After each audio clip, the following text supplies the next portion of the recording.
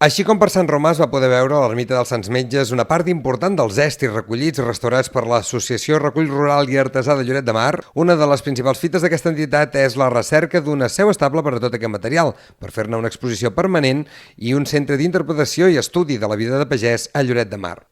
Una de les possibilitats que es treballa amb la RAI, l'Ajuntament i l'Associació de Veïns del Rieral és la ubicació d'aquesta exposició a la masia de Can Buc, un espai actualment molt degradat però amb potencialitats. El govern municipal vol estudiar bé el projecte i veure si hi ha suficient possibilitats per restaurar-la.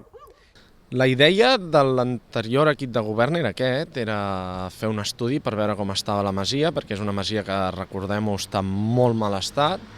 Nosaltres mantenim una mica la proposta de treure aquest estudi que ens pugui dir fins a on podem arribar o com podem tirar-ho endavant.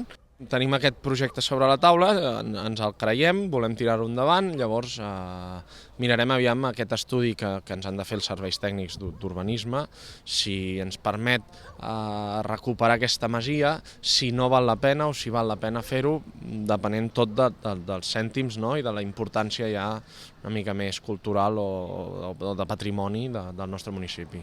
D'aquesta manera, l'Ajuntament es vol reservar la proposta i trobar un espai ideal per ubicar-hi aquest museu, sigui la masia de Can Buc o un altre espai, però que representi un projecte viable econòmicament.